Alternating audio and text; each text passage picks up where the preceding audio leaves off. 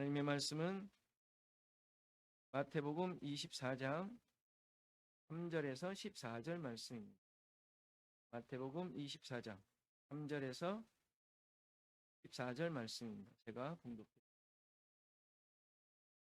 예수께서 감람산 위에 앉으셨을 때에 제자들이 조용히 와서 이르되 우리에게 이르소서 어느 때에 이런 일이 있겠사오며 또 주의 임하심과 세상 끝에는 무슨 징조가 있사오리이까. 예수께서 대답하여 이르시되 너희가 사람의 미혹을 받지 않도록 주의하라. 많은 사람이 내 이름으로 와서 이르되 나는 그리스도라 하여 많은 사람을 미혹하리라. 난리와 난리 소문을 듣겠으나 너희는 삼가 두려워하지 말라. 이런 일이 있어야 하되 아직 끝은 아니니라. 민족이 민족을 나라가 나라를 대적하여 일어나겠고 곳곳에 기근과 지진이 있으리니 이 모든 것은 재난의 시작이니라. 그때 사람들이 너희를 환난에 넘겨주겠으며 너희를 죽이리니 너희가 내 이름 때문에 모든 민족에게 미움을 받으리라. 그때 많은 사람이 실족하게 되어 서로 잡아주고 서로 미워하겠으며 거짓 선지자가 많이 일어나 많은 사람을 미혹하겠으며 불법이 성함으로 많은 사람의 사랑이 식어지리라. 그러나 끝까지 견디는 자는 구원을 얻으리라. 이 천국 복음이 모든 민족에게 증언되기 위하여 온 세상에 전파되리니 그제야 끝이 오리라. 아멘. 마태복음 24장 25장은 종말에 대한 예수님의 예언의 말씀으로 잘 알려져 있습니다. 말세의 징조, 또 재림 때의 현상, 재림의 시기 등을 예상할 수 있는 말씀으로 이해를 하죠. 특히 세상 끝에 있을 일들, 도대체 무슨 일이 있을까를 이해할 수 있는 부분이 나오기 때문에 시기를 언급하는 사람들의 주장에 대한 근거의 구절로 사용되기도 해요.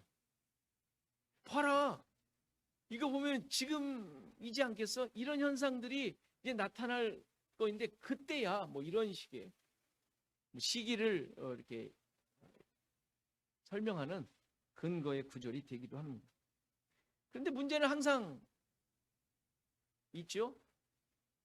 이러한 근거의 구절로 사용하는 것은 뭐 그렇다 치는데 이것을 지나치게 갑니다. 그 선을 넘어가는 해석을 한다는 것이죠.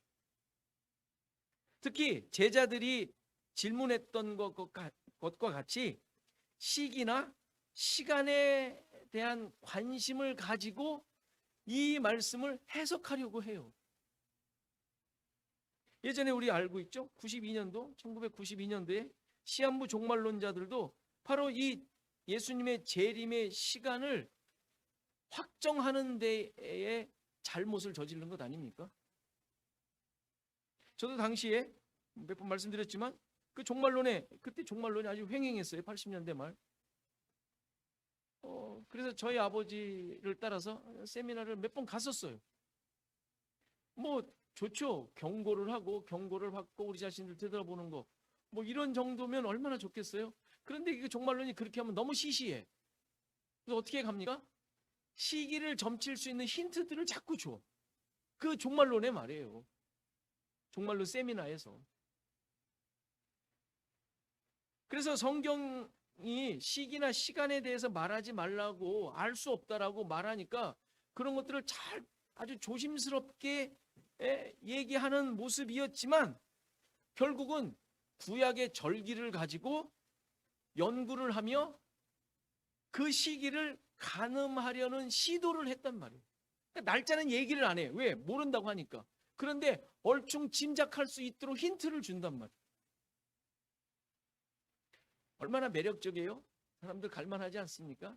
제가 몇 가지만 여러분들한테 얘기해도 혹할 거예요, 아마. 그런 건 이제 하지 않겠어요. 근데 그 세미나를 들을 때도 마치 92년 10월쯤에 올 것 같은 짐작이 되더라고요. 다미선교회라는 곳에서 계시를 받은 그 소년 15세인가 뭐 하방인가 뭐 그 하군이 그 계시를 받지 않습니까? 하늘에 쓰여 있었대요. 구름으로. 92년 10월 28일. 그러니까 그 날을 지정했던 이유도 뭐 따져보면 나팔절과 관련이 있어요. 나팔절. 나팔 불 때 내 이름 부를 때 이 찬송도 조심하면서 부르셔야 돼요. 너무 환희에 쌓여가지고 아무 생각 없이 부르시면 안 되고. 이러한 일들은 실은 역사적으로 계속 있어 왔죠. 제가 막 또 이렇게 찾아보니까 999년 12월 31일도 이게 종말 예언의 날짜였더라고요. 뭐 안식교 잘 알듯이 안식교나 여호와의 증인도 날짜를 얘기해서 뭐 낭패를 받지 않습니까? 이제는 날짜 얘기 그들도 얘기하지도 않아요. 왜? 뭐 다 지나갔습니다. 전 세계 사이비 교주들은 늘 예언하죠. 아직도 또 막 나와요. 모두 다 거짓임이 판명되었죠. 여러분들 이런 것에 절대 관심 갖지 마세요. 뭐 날짜 알면 뭐 하겠어요? 뭐 정말 목욕 제기하고 기다리시겠어요? 그러신다니까요. 알면 목욕 제기하고 기다릴 분들이 신자들이라고 하는 사람들 중에 숱하게 많을 거예요. 목욕 제기하고 좋은 옷 입어서 뭐 하겠어요? 오늘 본문을 보면 예수님께서 성전이 무너질 것을 말씀하시자 제자들이 마치 마지막이라는 생각을 하였는지 언제 이런 일이 일어나겠냐? 주님의 임하심과 세상 끝에 무슨 징조가 있겠습니까? 이거 물어보지 않습니까? 그러니까 성전의 무너짐과 세상 끝이 같이 일어날 것으로 같은 의미로 받아들였다는 이야기예요. 그렇죠? 그런데 예수님께서는 때를 이제 대답을 하신 때를 말씀하시지 않으세요. 그냥 말세에 일어날 징조에 대해서 설명해 주시죠. 여러분들도 말세에 대해 관심이 있으리라 생각이 돼요. 그런데 생각해 보세요. 말세에 관심이 있는 이유가 뭐예요? 그냥 뭐 정답이라면 예수님 오신다고 하니까, 그렇죠? 말세에 관심을 갖게 돼. 예수님이 오신다고 하니까 말세 끝에 예수님이 오시는 게 말세예요, 그렇죠? 그러니까 뭐 그렇게 그 정도로 이유로 가지고 있다면 뭐 괜찮습니다. 그런데 뭐 믿는 사람뿐만 아니라 모든 사람들이 그 말세, 세상 끝, 세상 종말 이런 것에 관심을 갖는 이유는 단 한 가지. 불안감 때문에. 불안함. 미래에 대한 불안감. 어떻게 나의 삶이 펼쳐질지에 대한 불확실성. 이런 것들로 인하여 근심이 생기고 걱정이 생기죠. 근심과 걱정이 계속 반복되어지고 늘 하다 보니 말세에 대해 관심이 있는 거예요. 그러니까 믿는 사람들도 말세에 관심을 갖다 보니까 나중에 믿음 있는 사람의 최종적인 고백이 뭐예요? 예수님 빨리 오셨으면 좋겠다라는 거예요. 누구 마음대로? 그렇지가 않죠. 그러니까 믿는 사람들도 그게 믿음의 고백이 아니라 에이 이렇게 살 바에 이거 아니에요? 예수님이나 빨리 오셨으면 좋겠다. 뭐 이래도 안 되고 저래도 안 되는 거. 빨리나 오셨으면 좋겠다. 뭐 실질적으로 그런 마음으로 그 결론을 내긴 안 해도 다 내재되어 있단 말이에요. 빨리 오셨으면 좋겠다. 저도 가끔 그런 생각이에요. 뭐 빨리 안 오시나 빨리 이런 생각을 넋두리처럼 하는데 이거는 믿음의 내용이 아니죠. 예수님을 믿는 믿음의 내용이 아닙니다.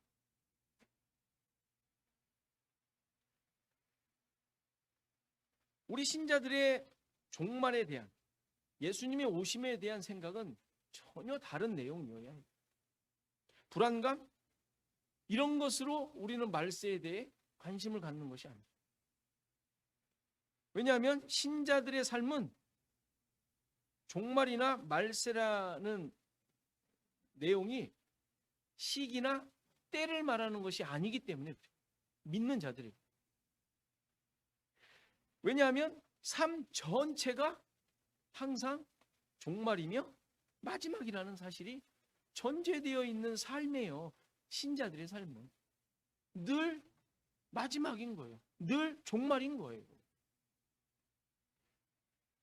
뭐 그렇다고 믿는 사람들이 뭐 죽을 준비를 하고 산다거나 죽을 때가 되어서 또는 세상이 곧 멸망한다고 해서 뭔가 다르게 살아야 하지 않나 하는 생각으로 사는 것이 아닌 거예요. 종말이라는데 그래도 좀 다르게 살아야 되지 않아? 이렇게 생각할 수 있잖아요. 너무 좋은 생각일 수 있어요. 그러나 그런 것도 아니에요. 단도직입적으로 여러분들에게 질문을 하나 하겠습니다. 여러분들이 3일 후에 죽는다면 선고를 받았어요. 지옥이라는 영화 아시죠? 뭐 나타나가지고 그냥 너 언제 죽는다고 뭐 몇 시에 죽는다고 딱 하니까 그냥 뭐 난리가 났던데. 여러분들에게 아무튼 뭐 그 지옥의 영화는 아니지만 어쨌건 3일 내에 나 죽는다. 뭐 세상 하직한다. 라는 그 경고를 받았다면 뭐 하시겠어요? 어떻게 하시겠어요? 어떤 생각이 들 것 같아요? 제일 유명한 말 하나 있죠? 내일 세상에 종말이 온다고 하더라도, 지구에 종말이 온다 하더라도 사과나무를 심겠다. 한 그루의 사과나무를 심겠다. 이거 스피노자가 아니랍니다. 아무튼 뭐 어떤 철학자가 말했는지 아무튼 말했는지 누군가 말한 거라는데 오히려 그게 맞는 이야기 같아요.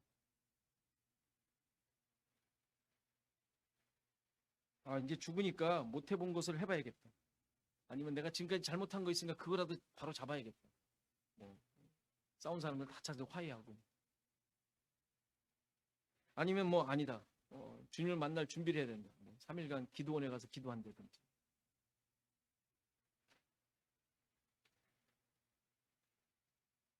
여러분들 개인적으로 여러 생각이나 계획을 혹시 세울 수도 있을 것입니다. 그러나 신자들에게 있어서 종말은 이렇게 특별한 삶으로 마무리해야 할 정도로 의미가 있는 것은 아니에요. 왜 그렇죠? 아까 말씀드린 대로 신자의 모든 삶이 늘 매일이 종말적인 삶이기 때문에. 이게 무슨 의미예요? 뭐 죽음을 잘 준비하고 잘 살았다는 얘기예요? 그게 아니라 믿음으로 사는 삶, 주님과 함께 사는 삶, 이것이 종말적인 삶이에요. 따라서 굳이 특별한 삶을 살아야 한다면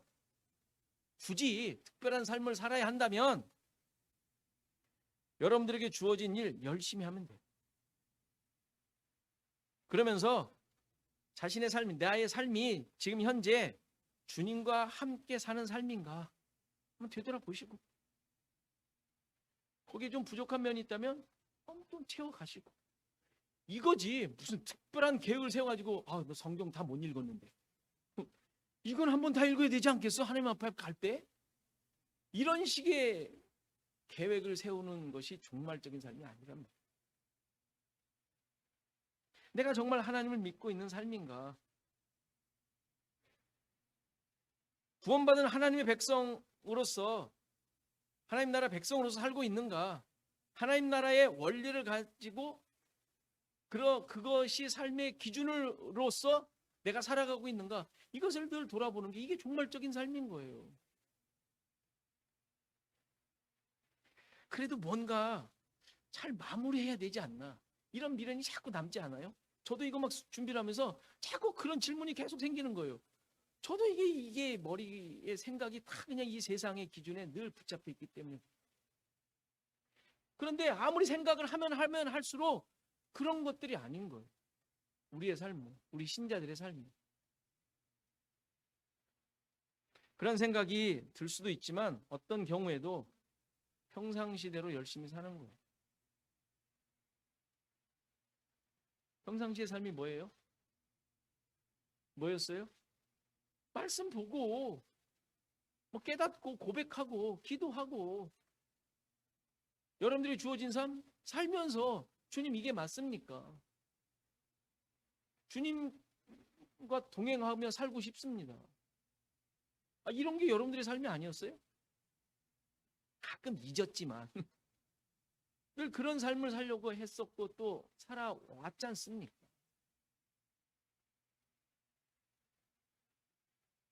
그런 거 늘 찬양하며 고백하며 사는 거, 이게 그냥 우리의 종말적인 신자들의 종말적인 삶인 거예요. 그러면서 혹시 사명이라 느껴지는 것들이 있다면 좀 더 열심히 하고 거기에 또 집중하고 거기에 하나님의 인도하심을 바라며 사는 것, 이게 우리의 그냥 평범한 신자들의 그러나 특별한 종말적인 삶들인 거예요. 이것이 신자들에게 종말적인 삶이라면 오늘 읽은 24장의 내용은 어떻게 이해해야 할까요? 미혹하는 상황들, 분명히 예수님께서 말씀하셨어요. 미혹하는 상황들, 또 환난에 넘겨주게 되는 상황들, 환난에 넘겨진들, 난리에 난리, 전쟁에 전쟁, 기근과 지진의 상황들이 생긴다고 합니다. 예수님께서 분명히 말씀하신 내용들이죠. 세상 끝에 있을 징조들. 자, 그런데 이 말씀이 예수님께서 십자가에 달리시기 전에 지금 하신 말씀이라는 사실을 잊지 않으셔야 돼요. 예루살렘 왕으로 입성하신 것이 일요일이었죠.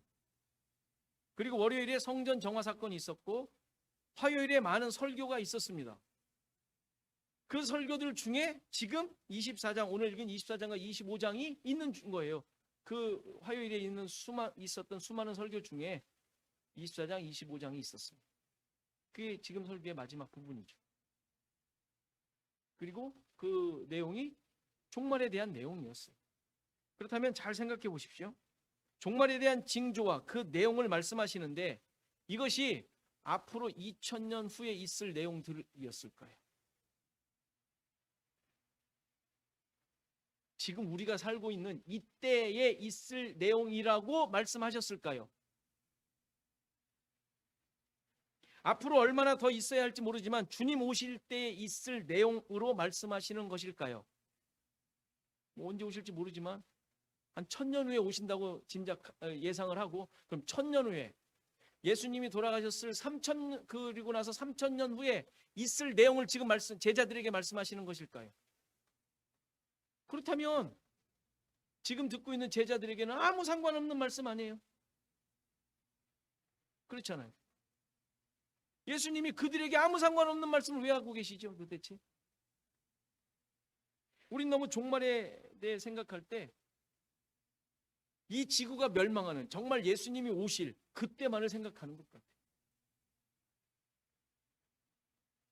그러나 예수님께서 이 말씀을 해주신 것은 시간적 개념이 아닌 신자, 나를 믿는 자들, 주님을 쫓는 자들, 하나님의 백성이라고 하는 자들, 구원받은 자들, 그들이 삶에서 어떤 자세와 어떤 모습으로 살아야 하는지 그 원리와 기준으로 말씀해 주고 계시는 거예요. 그러니까 그 당시 듣던 제자들도 그 말씀을 가지고 그가 죽을 때까지, 물론 그들 중에서 예수님이 곧 오실 거라고 믿는 사람들도 있었지만 그들이 죽을 때까지 그 말씀을 가지고 살았던 거예요. 따라서 종말론은 시간과 현상에 대한 내용이 아니라 하나님의 일하심의 목적과 방향, 죄인들을 구원하시기 위해 성자 예수 그리스도를 보내심으로 드러날 내용들, 이것들을 설명하는 내용이 종말론이에요. 세상 끝에 이런 일이 있을 거다, 잘 준비하라, 이런 내용이 아니라. 그러니까 종말에 대한 내용은 예수님께서 말씀하신 것뿐만 아니라 이미 구약에서도 하나님께서는 말씀해 오셨던 거예요. 세상이 끝난다는 의미가 아닌 하나님께서 그의 백성들을 향하여 이렇게 일하실 것이다, 이렇게 일하신다 라는 경고의 말씀으로 말입니다. 오늘 본문의 내용에도 이런 구약적인 배경이 있는 것을 보게 됩니다. 오늘 읽지는 않았지만 지난주 읽은 1절을 보면 예수님께서 성전에서 나와서 가셨다고 설명을 하고 있죠. 그래서 나가시면서 무엇을 얘기를 하셨어요? 예루살렘 성전이 완전하게 무너지게 될 것이다 라는 것을 선포하셨죠. 이 모습은 에스겔서 10장에서 하나님의 영광이 성전을 떠나고 예수님이 지금 성전에서 나오신 모습이죠. 그리고 11장 12장에서 에스겔서 11장 12장에서 예루살렘이 멸망할 것을 예언하신 말씀을 그대로 예수님께서 재현하고 계시는 거예요. 하나님께서 계시지 않은 성전은 그 자체로 아무런 의미가 없다. 그 성전은 무너지게 될 것이다. 멸망하게 될 것이다 라고 말씀하셨거든요. 에스겔서 10장, 11장, 12장. 그런데 이 예루살렘 성전의 멸망을 들은 제자들이 질문한 내용이 종말에 대한 질문이었잖아요. 그러니까 이 두 사건이 같은 사건, 같은 의미로 이 사람들은 구약의 내용들을 다 들으면서도 다 이해하고 있었다는 거예요. 똑같이. 예루살렘 성전이 망한다는 것은 종말을 의미하는 것이었다는 것을 제자들이 질문함으로써 그들의 이해를 말해주고 있는 것이죠. 그러니까 이거는 제자들의 이해만이 아니라 그 당시에 모든 유대인들의 이해였어요. 예루살렘 성전이 멸망한다? 세상이 끝난다라는 것이죠. 왜죠? 성전 자체가 유대인들에게는 존재 그 자체였어요. 그들의 존재의 근거라 그랬잖아요. 성전 자체가. 성전이 없으면 이스라엘은 없는 거예요. 왜? 하나님이 없으니까. 그러니까 성전이 무너진다는 것은 그들의 존재가 없어진다는 세상 끝인 것이죠. 말세를 의미한다는 거예요. 그러나 예수님께서 설명하고 계시는 것은 성전의 파괴가 의미하는 것은 세상의 끝이라는 것보다는 하나님께서 무슨 일을 하시는가, 어떤 목적을 가지시고 일하시는가, 그가 원하시는 것은 무엇인가에 대한 더 중요한 의미가 있음을 말씀해 주시는 거랍니다. 그러니까 하나님께서 성전을 파괴하시는 것은 그렇다면 어떤 의미겠어요? 그것은 심판과 구원이에요. 성전의 파괴를 통해 하나님의 계획과 뜻이 드러나도록 하시는 거예요. 하나님의 뜻은 구원이잖아요. 구원은 심판과 함께 일어나는 일이죠. 이스라엘은 하나님의 백성입니다. 그들이 하나님의 백성이라는 근거는 하나님이 함께 하신다는 데에 있어요. 하나님이 함께 하시는 자들은 하나님의 백성이에요. 그러니까 이스라엘을 선택하신 것은 뭐냐면 내가 너희와 함께 있겠다. 나는 너희 하나님이고 너희는 나의 백성이다. 하나님이 함께 하심이 그들의 정체성을 말해주는 거랍니다. 그러니까 하나님이 함께 하시느냐, 하나님의 인도하심을 받느냐, 이것이 하나님의 백성의 존재 의미잖아요. 그리고 그 증거가 성막이잖아요. 성막이 하나님이 함께 하신다는 증거였으니까 그들에게. 그런데 이것이 파괴된다는 건 무슨 의미예요? 그러니까 이스라엘이 해체된다는 얘기예요. 이스라엘은 없어진다. 이게 종말이거든요. 그러니까 파괴됨으로 말미암아, 아니 지금까지 하나님이 우리와 함께 하셨지 않느냐, 아니 우리가 또 하나님을 얼마나 잘 섬겼냐, 여기에서 모든 일어나는 건 하나님을 위해서 우리가 했던 것 아니냐.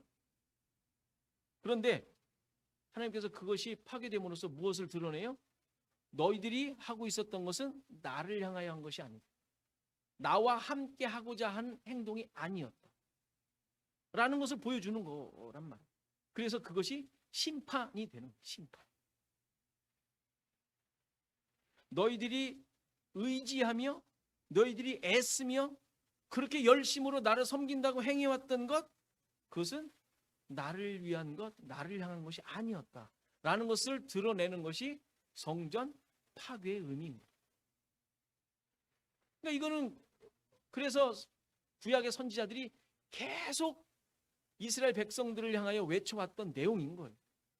너희들이 지금 하고 있는 것, 하나님을 위한 것, 하나님을 향한 것, 하나님과 함께하는 것이 아니다. 따라서 예루살렘 성전은 무너지게 될 것이다. 그것이 선지자들의 외침 아니었습니까? 미가서 3장을 보면 10절부터 보면 시온은 피로 예루살렘을 죄악으로 건축하는도다. 그들의 죄악상이죠. 그들의 우두머리들은 뇌물을 위하여 재판하며 그들의 제사장은 싹스를 위하여 교훈하며 그들의 선지자는 돈을 위하여 점을 치면서도 여호와를 의뢰하여 이르기를 여호와께서 우리 중에 계시지 아니하냐 재앙이 우리에게 임하지 아니하리라 하는도다. 그들이 지금 열심을 다해 하고 있지만 그것은 자기를 위해서 하는 것이었지 하나님을 위하여 하나님을 향하여 한 것이 아니었음을 지적하죠. 그러면서 12절에 뭐라 그래요? 이러므로 너희로 말미암아 시온은 갈아엎은 밭이 되고 예루살렘은 무더기가 되고 성전에 사는 수풀의 높은 곳이 되리라. 황폐하게 될 것임을 얘기하고 있죠. 이 경고를 이제 히스기야 왕이 받게 되는데 히스기야 왕이 순종하여 그 당시에는 이 심판이 유예가 돼요. 그러나 결국 그 다음 왕들의 불순종으로 말미암아 황폐하게 되는 사건이 벌어지죠. 포로로 잡혀가는 거예요. 그러니까 마태복음 24장 앞에서 우리가 살폈던 24장에서도 예루살렘이 황폐하게 되는 것이 무엇 때문이라고 그랬어요? 선지자들의 말을 듣지 않았다. 선지자들을 죽였다. 그렇죠? 선지자들을 거역했다. 하나님을 거역했다. 그것을 지적하면서 예루살렘이 황폐하게 되는 것에 대하여 이제 예수님께서 말씀하셨지 않습니까? 이러한 조상들처럼 바리새인들이 행했기 때문에 무너질 것임을 또 말씀하셨던 거예요. 그러니까 하나님의 말씀을 듣지 않음으로 말미암아 하나님과 동행하고 있지 않음으로 말미암아 예루살렘 성전은 반드시 무너질 것임을 지금 말씀하시는 거예요. 이렇게 예루살렘 성읍과 성전의 파괴는 구약에서부터 계속 예언되어 왔고 계속 무너져 왔고 지금 제자들이 자랑스럽게 보고 있는 헤롯 성전, 헤롯이 세운 그 성전조차도 무너지게 되는데 우리가 잘 알듯이 70년대에 티투스 장군에 의하여 무너지게 됩니다. 이렇게 예루살렘 성전의 파괴는 자신을 의지하며 자신을 위하고 하나님을 외면하던 이스라엘을 향한 심판이었지만 궁극적으로는 하나님께서 목적하시고 성취하시려는 뜻 뭐예요? 예수님만이 진짜 성전이다. 하나님의 백성의 존재 근거는 이런 건물에 있는 것이 아니라 하나님께서 직접 세우시는 것에 있다. 라는 것을 깨닫도록 하는 데 있었던 것이죠. 그러니까 예수님께서 십자가에 달려 돌아가시는 것이 구원함, 죄인을 구원함의 의미이지만 그보다도 이 성전의 측면에서 보면 이들이 하나님과 동행하지 않았던 하나님을 멀리하며 하나님을 거역하던 것에 대한 심판의 증거로서 예수님께서는 십자가에 달려 돌아가셔야 되는 거예요. 그래서 결국 어떻게 됩니까? 예수님께서 십자가에 달려 돌아가시는 것조차도 그들에 의하여 십자가에 못 박히시지 않습니까? 그러니까 하나님께서 세우시려고 하는 것들을 이들은 철저하게 계속 무너뜨리는 일만 하는 거예요. 계속 하나님과 멀어지는 일만 하는 거예요. 그런데 그 상황 가운데서 하나님께서 목적하셨던 것은 그로 말미암아 구원을 이루어내시는 것 아닙니까? 십자가에 못 박아 죽인 예수님을 다시 살려내심으로써 인간이 그렇게 애쓰며 하나님을 위하여 애쓰고 노력한다라는 그 그 행위가 하나님의 뜻을 이루는 것이 아니라, 그렇죠? 그것이 예수님을 죽이셨잖아요. 죽이도록 했잖아요. 그런데 그것이 하나님을 위하는 것이 아니라, 하나님을 섬기는 것이 아니라 오히려 하나님의 심판의 근거가 되었고, 그들 스스로는 하나님을 섬길 수 없다라는 것을 하나님께서 실제로 드러내시기 위하여, 그러한 자들을 구원해 내시기 위하여 예수님을 살리심으로, 부활시키심으로, 친히 성전이 되심으로, 하나님께서 함께 하시는 일을 하나님께서 직접 하심으로 그 죄인들을 구원하시는 일을 해내시는 것이죠. 그러니까 성전의 파괴는, 예수님의 죽으심은, 십자가는 심판과 구원이 함께 있는 사건이라는 것을 얘기하는 거예요. 따라서 인간들은 스스로 자기 자신을 살릴 수 없고 스스로 의지할 존재가 아니며, 의지할 존재 정도가 아닌 것 정도가 아니라 심판받아야 할 자들이라는 것을 드러내시고, 결국 하나님께서 이루신 그 구원, 예수 그리스도만 의지하도록 그 십자가만 바라봐야 하는 자들임을 깨닫도록 하시는 것이 예루살렘 성전 파괴의 진짜 의미입니다. 물론 당시 수많은 사람들은 전혀 깨닫지 못해요. 알 수가 없죠. 제자들조차도 성령 받고 난 후에나 깨닫고 예수가 그리스도다, 하나님의 구원의 방편이다, 방법이다, 구원 그 자체다 라고 전했으니까 전혀 알 수가 없는 거예요. 성전 파괴? 저 성전 파괴범이다. 예수님 그렇게 죽이지 않습니다. 바로 예수님께서 성전의 회파, 파괴됨, 무너질 것이다 라고 말씀하신 것은 구약의 예언을 이루시는 것이고, 스스로 파괴되시고 무너지심으로 말미암아 하나님의 뜻을 이루신 것이 된 것이죠. 또 하나 예수님께서 지금 말씀하시는 것 중에 구약의 배경을 연상케 하는 내용이 오늘 읽은 3절에 나오는 감람산 위에 앉으셔서 심판을 선포하신 모습이에요. 이 모습 또한 스가랴에서 나온 모습을 그대로 재현하십니다. 스가랴 14장을 보면 여호와의 날이 이르리라, 그날에 내 재물이 약탈되어 내 가운데서 나누이리라. 내가 이방 나라들을 모아 예루살렘과 싸우게 하리니 성읍이 함락되며 가옥이 약탈되며 부녀가 욕을 당하며 성읍 백성이 절반이나 사로잡혀 가려니와 남은 백성은 성읍에서 끊어지지 아니하리라. 그때 여호와께서 나가사 이방 나라들을 치시되 이왕의 전쟁 날에 싸운 것 같이 하시리라. 그날에 그의 발이 예루살렘 앞 곧 동쪽 감람산에 서실 것이요, 감람산은 그 한 가운데가 동서로 갈라져 매우 큰 골짜기가 되어서 산 절반은 북으로 절반은 남으로 옮기고 그 산 골짜기는 아셀까지 이를지라. 너희가 그 산 골짜기로 도망하되 유다 왕 우시 왕 때에 지진을 피하여 도망하던 것 같이 하리라. 나의 하나님 여호와께서 임하실 것이요 모든 거룩한 자들이 주와 함께 하리라. 스가랴서는 학개서와 함께 포로에서 돌아온 이스라엘 백성들이 성전을 건축할 때 하나님의 말씀을 선포했던 선지자예요. 그러니까 그들의 해야 될 일은 뭐냐면 되돌아왔잖아요. 성전을 지으니까 그들에게 독려하며 하나님의 희망의 메시지를 주어야 되는 것이 그들의 해야 될 일들이었던 것이죠.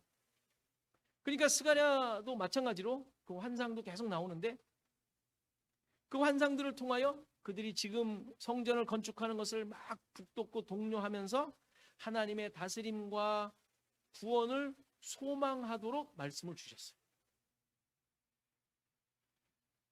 그런데 여기서 독려하며 소망하는 말씀이 바로 종말적인 하나님의 일하심이라는 것을 알려줍니다. 세상을 심판하시고 그의 백성들을 세우시겠다라는 거예요. 이게 지금 돌아와 성전을 짓고 있는 자들에게 전하고 있는 말씀이란 말이에요. 이렇게 백성들을 북돋고 너희들과 함께 하겠다라는 말씀을 주는 가운데 놀라운 것은 14장, 이제 맨 마지막 장인데 14장에서 예루살렘 성읍이 파괴될 것을 말씀하세요. 지금 성전을 짓고 있잖아요. 이게 이제 스룹바벨 성전이라고 제2 성전이잖아요. 솔로몬 성전이 있었고 다 무너졌고 웅장했던 거. 지금 폴에서 돌아와 두 번째 성전을 짓고 있는 중이에요. 스룹바벨 성전이죠. 근데 그걸 짓고 있으면서 계속 지금 하나님의 약속을 말씀해 주시는데 14장의 맨 마지막에 와서 예루살렘 성읍이 파괴될 것을 말씀하시는 거예요. 여호와의 날, 여호와의 날에. 여호와의 날은 늘 선지자들의 그 예언 속에 나오는 심판의 날이잖아요. 여호와의 날은.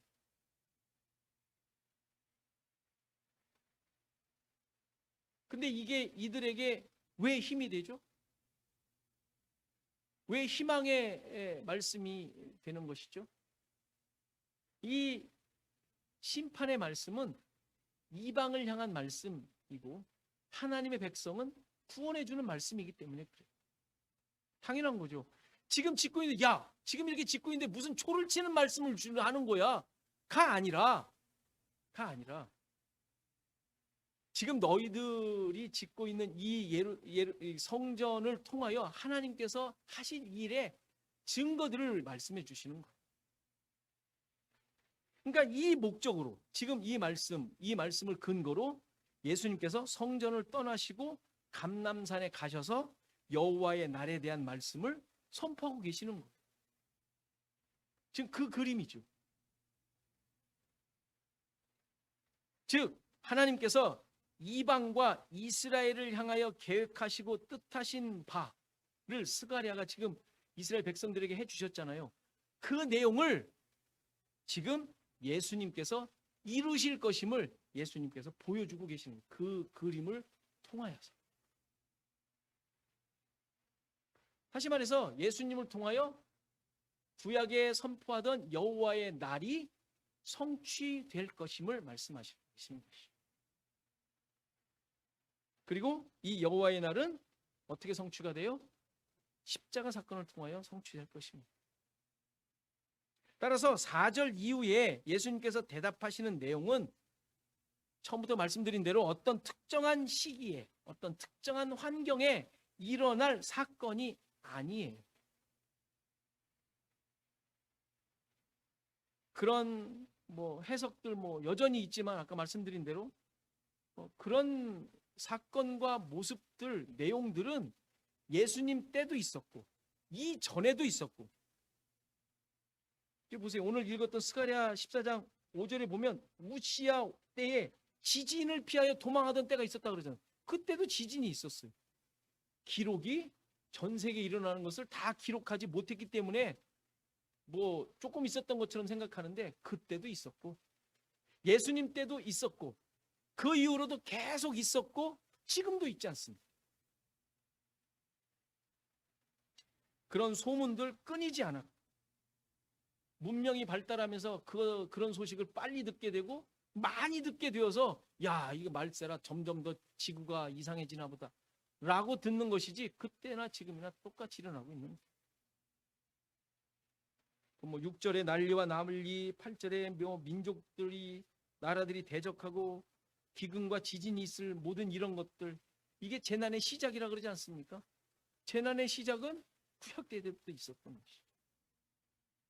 죄로 말미암아 일어난 이 자연계에 있는 자연스러운 현상들이었던 것이죠. 그런데 이 말씀을 왜 하시는 거예요?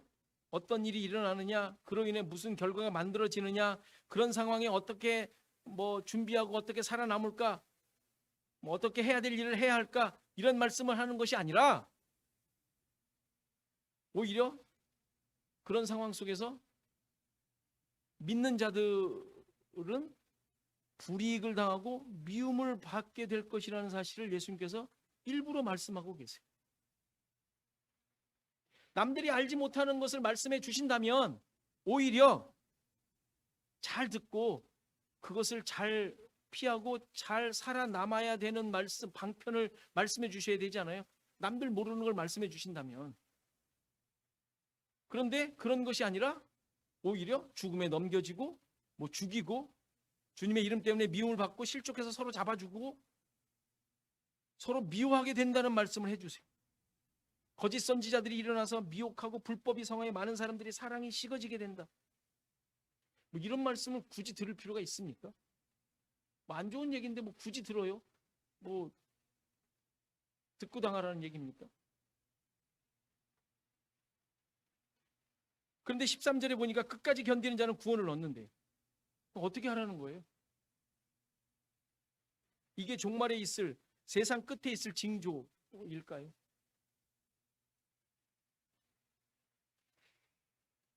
뭔가 어찌하라, 어떻게 하라는 말씀이 아니죠.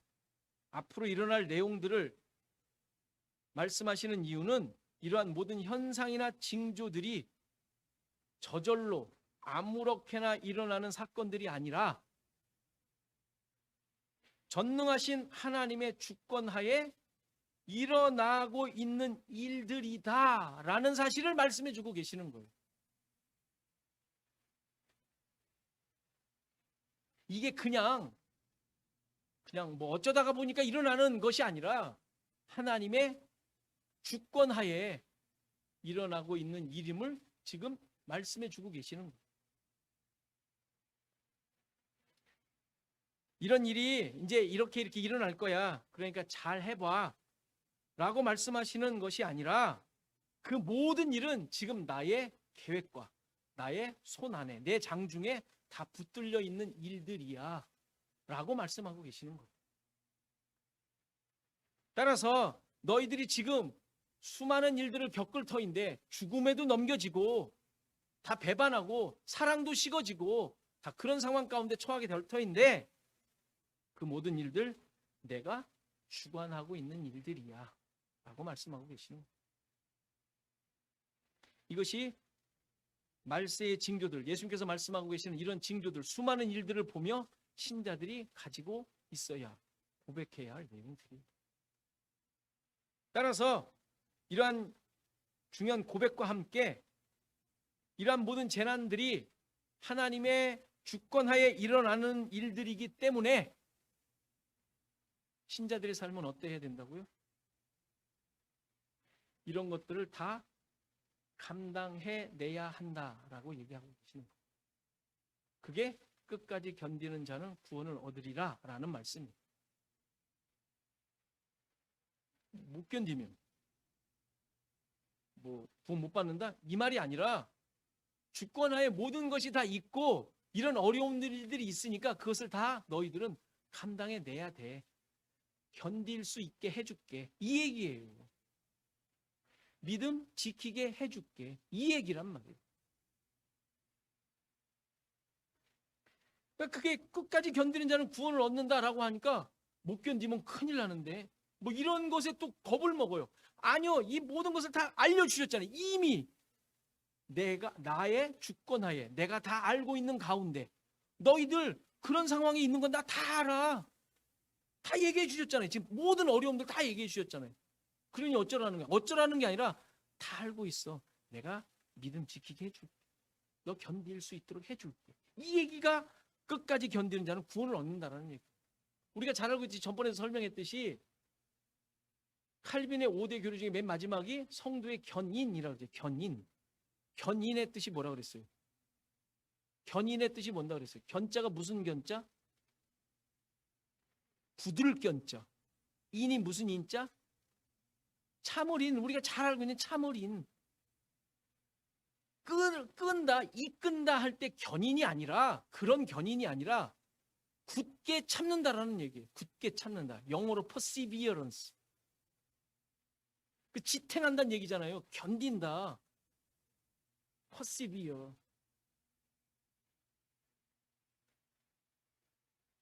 이게 끝까지 견디는 자는 구원을 얻는다는 거예요. 종말의 수많은 내용을 지금 예수님께서 말씀해 주시는 이유가 이것 때문에 그런 거예요.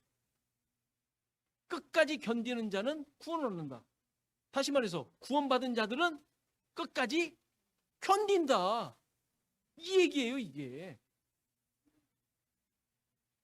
그거 뭐 어떻게 할까 뭐. 이거는 안 믿는 사람이죠. 안 믿는 사람. 그 결과 일어나는 일이 14절의 내용인 거예요. 14절이 뭐예요? 천국 복음이 온 세상에 전파되는 거예요. 모든 민족에게 증언이 돼요. 이게 언제쯤 일어납니까? 언제 일어난다고요? 언제나 늘 계속해서 지금까지 계속 일어났던 일들이잖아요. 주님 오실 때까지.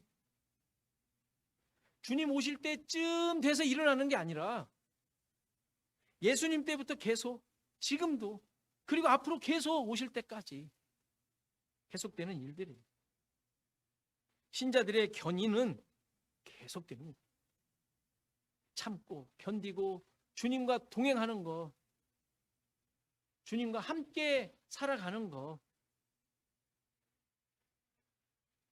이것이 종말을 사는 신앙이고 세상 끝에 있을 모습이에요. 모든 신자들의 삶이 세상 끝에 살아가고 있는 삶인 거예요. 그래서